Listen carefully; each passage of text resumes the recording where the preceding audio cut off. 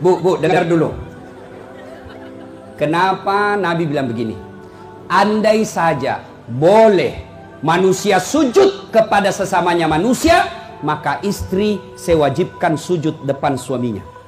Dengar baik-baik, bukanlah saat latih bilang bu. Nabi, andai saja boleh manusia sujud kepada sesamanya manusia, maka kalian istri sewajibkan cium kakinya itu suaminya. Kenapa? Karena ibu harus tahu, dosa ibu kami para suami yang tanggung. Beda kami laki-laki dengan ibu. Ibu bikin dosa, ibu tidak puasa, ibu tidak sholat. Meskipun suaminya ulama, suaminya penceramah, suaminya Senin Kamis puasanya, tahajud tiap malam, suaminya hafal Quran, tapi istrinya tidak baik agamanya. Kata Allah, ku ampusakum wa ahlikum narani. Kau suami, pimpin itu istrimu masuk neraka. Beda ibu-ibu, ditanggung oleh kami laki-laki. Suaminya tukang judi, suaminya pengedar narkoba, suaminya perselingkuh, suaminya pemakan haram, tapi istrinya istrinya baik, rajin sholat, taat sama suaminya, perintah suaminya diikuti. Meskipun suaminya bajingan, tidak ada urusan. Suami masuk neraka. Nabi jelaskan kepada ibu, bu, lihat ini, kata Nabi kalau bahasa kita, bu, lihat ini 7 pintu surga, tadkhulul jannati bisalam. Silahkan ibu pilih mana pintu surga yang ibu mau masuki. Itu enaknya jadi perempuan, ditanggung dosanya sama laki-laki. Beda kami laki-laki, ibu tidak tanggung dosa kami. Maka ibu-ibu, yang pertama tujuan suami itu bukan cari nafkah. Ibu yang perlu cari dari suami bukan mendidik yang utama, tapi yang utama adalah cari ridhanya suami. Jangankan ibu keluar rumah, Senin Kamis saja diharamkan oleh Allah apabila tanpa izin suami. Saya ulang, jangankan keluar rumah, Senin Kamis ibu puasa sunnah tanpa izin suami, haram puasa itu bu. Contoh, pengantin baru, suaminya cuti 3 hari, istrinya langsung, bang, saya puasa Senin Kamis ya. Kata suaminya, saya sengaja cuti ini karena saya mau dapat jatah siang-siang. Tidak boleh ibu puasa tanpa izin. Ya, jelas? Jelas ibu? Jelas? Dengar lagi. Ada orang bertetangga, marah ini tetangga, lapor sama Nabi. Apa pasalnya?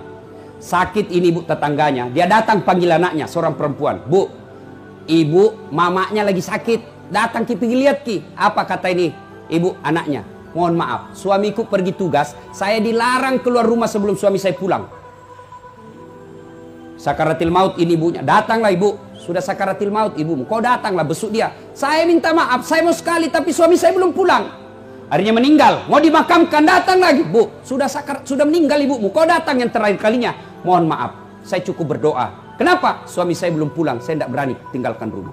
Marah yang manggil-manggil, dia pergi lapor sama Nabi. Ya Rasulullah, tetanggaku keterlaluan. Dari sakit, sakaratil maut sampai meninggal, tidak datang lihat ibunya. Saya 3 kali datang memanggilnya. Kenapa kata Nabi? Dia dipesan sama suaminya, jangan keluar rumah sebelum pulang.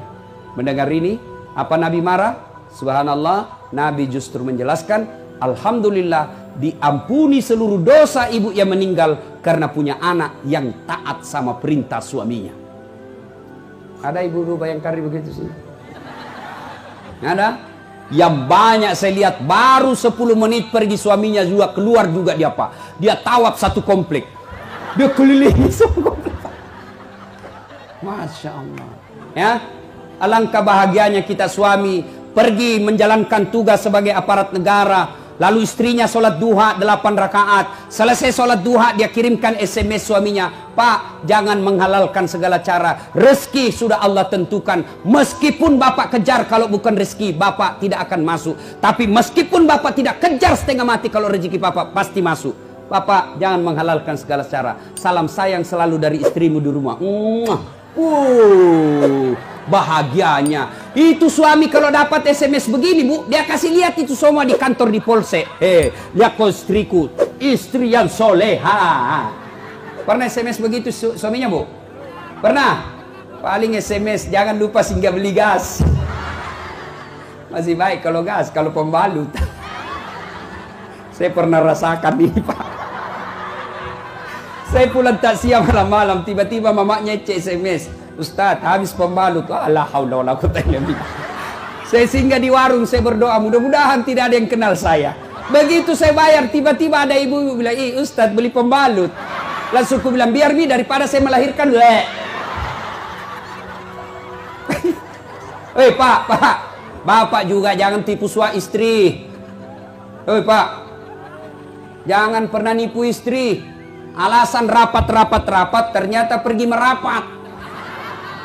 Saya dipanggil komandan, ini namanya istri kasihan kalau sudah lapor, komandan, iya Pak silakan lari, ternyata pergi merapat. Pak, kadang saya ditanya, Ustadz kenapa pangkat golongan saya tidak bisa sekali baik Ustadz, rezeki saya bilang bapak dosa sama istri. Gimana Allah mau bukakan pintu rezeki kalau orang yang setia menunggu bapak di rumah bapak khianati? Ya, masih ingat waktu menikah? Apa kita ucapkan waktu menikah?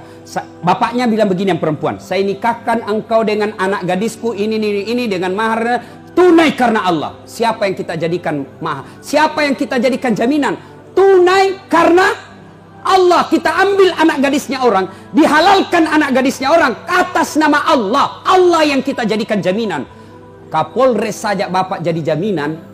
Kalau bapak salah gunakan, dipindah bapak, Pak, kalau perlu dipecat. Saya atas nama Kapolres ini diminta untuk, padahal itu bohong. Marah Kapolres, Pak. Apalagi Allah. Maka bapak kalau sengsara hidupnya, susah rezekinya, koreksi. Mungkin bapak terlalu banyak mengkhianati istri. Gimana Allah mau bukakan pintu rezeki? Kalau istri suka marah-marah, bapak, kalau istri suka marah-marah, rumusnya diam. Jangan, kalau istri marah minta penjelasan, lebih diam. Kalau perlu makan obat tidur. Karena itu perempuan kalau dia sudah marah dijelaskan, tidak jalan otaknya, Pak. Apalagi kalau dia bilang pokoknya sudah diam saja, Pak. Dijelaskan tidak masuk akal, sudah dijelaskan tidak ungkit lagi yang 10 tahun yang lalu. Kenapa dulu? ini semua ini. Sudah lewat 7 tahun masih tidak ungkit-ungkit lagi. Pada dia bilang sudah mindak mi berhenti mak. Bertengkar itu dulu. Maka lebih bapak minum obat tidur. Kalau dia ngomel, Pak, maklumi saja. Kenapa? Dengar baik-baik. Ada sahabat Nabi, waktu itu Umar bin Khattab presiden. Suka ngomel dan marah istrinya. Maka suaminya mau lapor sama Umar supaya dipanggil, dimarahi sama Umar, presiden. Begitu dia mau lapor sama Umar, dekat dari rumah Umar, dilihatnya Umar juga dimarahi sama istrinya. Pulang dia bilang, presiden aja dimarah, pulang dia. Besok ketemu sama Umar, ya Amirul Mukminin, saya lihat Anda kemarin marah-marah sama istri, diam-diam saja, senyum. Dengar bapak-bapak, dengar para lelaki. Apa jawaban Umar? Begitulah cara saya berterima kasih kepada istriku yang telah hamil, melahirkan dan menyusui anak saya.